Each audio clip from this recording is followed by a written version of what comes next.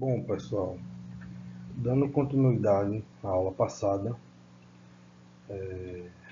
vamos falar um pouco, sobre a questão da nutrição, adubação e calagem, implantação da cultura e o manejo de plantas daninhas na cultura do sorgo.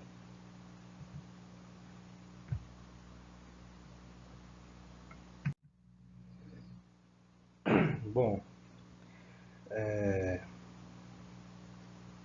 a fertilidade dos solos, a nutrição e a adubação são componentes essenciais para a construção de um sistema de produção eficiente.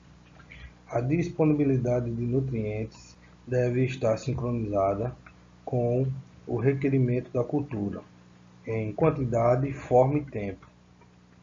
Um programa racional de adubação envolve as seguintes considerações, como mostra aí, diagnose da fertilidade do solo, requerimento nutricional do sorgo de acordo com a finalidade de exploração, se for para grãos ou forragem, padrões de absorção e acumulação de nutrientes, principalmente em NK, e fontes dos nutrientes e manejo da adubação.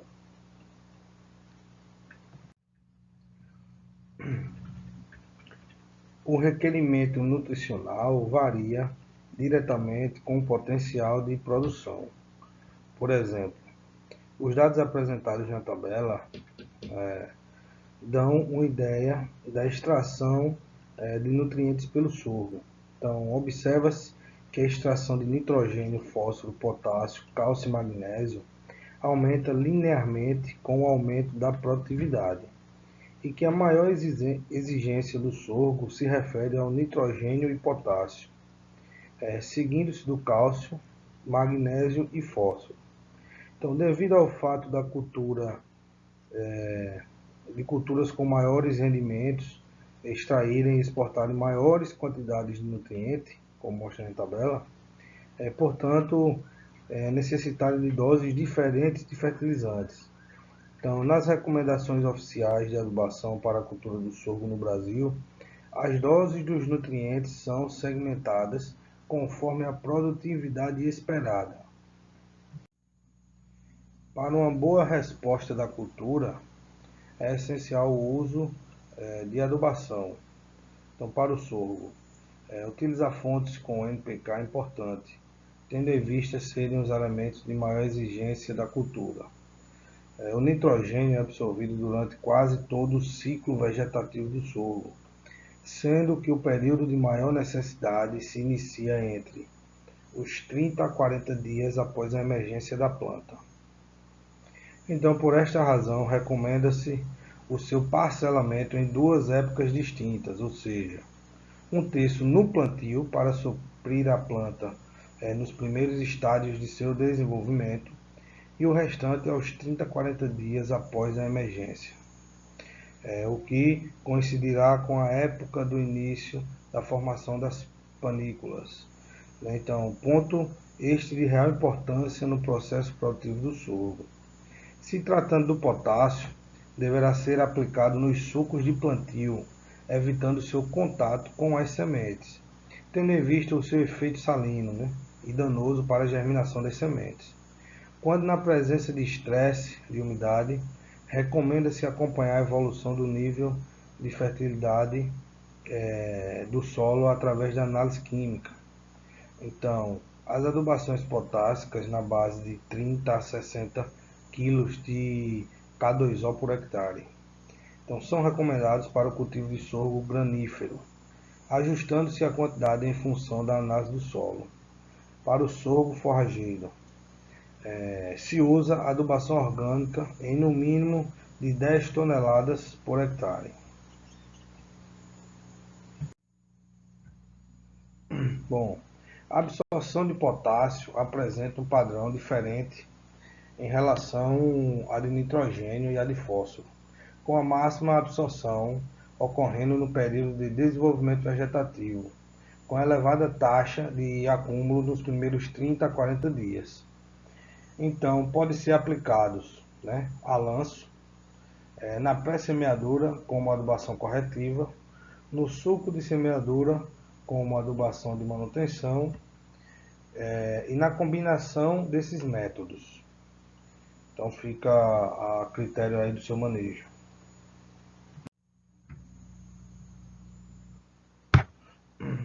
Bom, dando continuidade, vamos entrar aqui um pouco na calagem, né?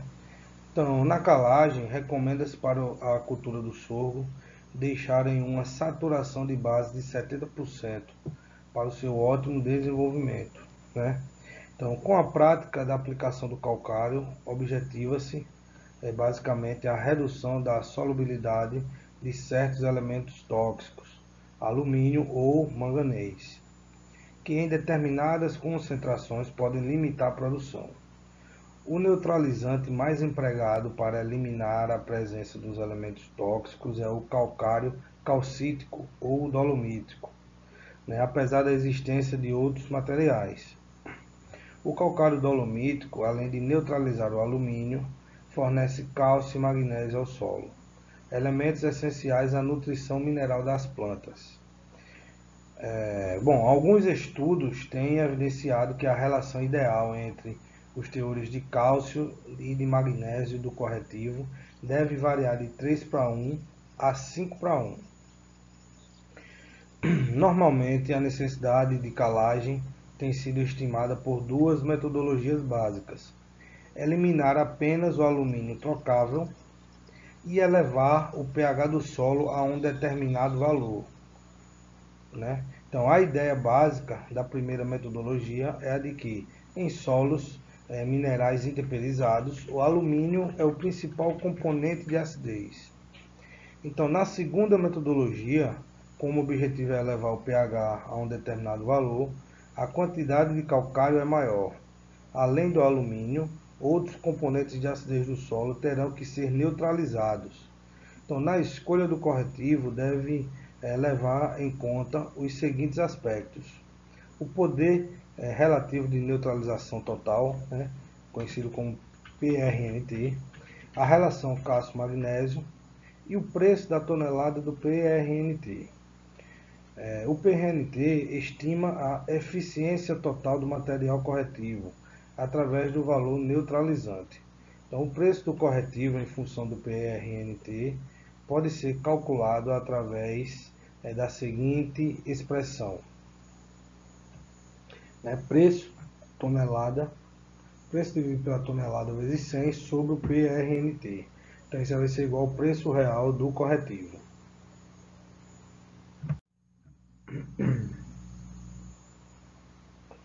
Né? Então, tem a fórmula, mostra aqui a fórmula, né? NC, tonelada por hectare. Então, mostra o V2 menos V1 vezes T vezes F sobre 100, onde aqui a gente descreve o que é cada unidade, né? O V2 é o valor que queremos elevar, V1 é o valor encontrado na análise, o T é a capacidade de troca de cátions, a pH 7, o F é o fator de correção do PRNT do calcário a ser utilizado. Então, toda a recomendação de calagem ela é baseada em calcário com PRNT igual a 100%. Se o calcário a ser aplicado possuir um PRNT diferente desse, deve ser feita a correção. F igual a 100 sobre PRNT do calcário usado.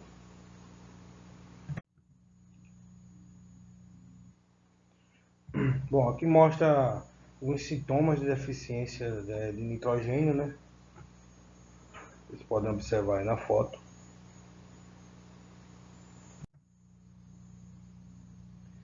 Nessa seguinte, sintomas de deficiência de potássio. Então, vocês observam como a folha fica, né? Ela começa a criar essas estrias, a querer encarquilhar, né? E sintomas de deficiência de fósforo. Então você vê a coloração, né? Meio arroxeado.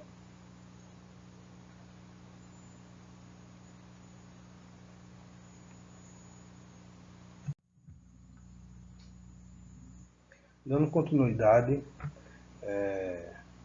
vamos entrar aqui um pouco na implantação da cultura, né? Então, o sorgo ele é uma espécie de origem tropical, portanto, exigente em clima quente para poder expressar seu potencial. A planta de sorgo não suporta baixas temperaturas e, por isso, no Brasil, o sorgo é cultivado em regiões e situações de temperaturas médias superiores a 20 graus. O sorgo adapta-se igualmente a uma gama de tipos de solo. No Brasil, a cultura é plantada desde os solos heteromórficos das regiões aruzeiras do Rio Grande do Sul, passando pelos latossolos nas regiões do Cerrado, até os solos aluviais dos vales das regiões semiáridas do Nordeste. Se tratando dos sistemas de cultivo, temos o convencional, o preparo reduzido, o plantio direto, né? O sorgo é utilizado em rotação de cultura e semeado na safrinha. Né? Então, no processo convencional, o solo é arado, gradeado, destorroado e nivelado, enquanto que no processo de semeadura direta, o revolvimento do solo é localizado apenas na região de deposição de fertilizantes e semente. O sorgo é uma excelente cultura utilizada como planta de cobertura, né? Então, pelo seu robusto sistema radicular, capacidade de rebrota, perfilhamento e tolerância ao estresse hídrico.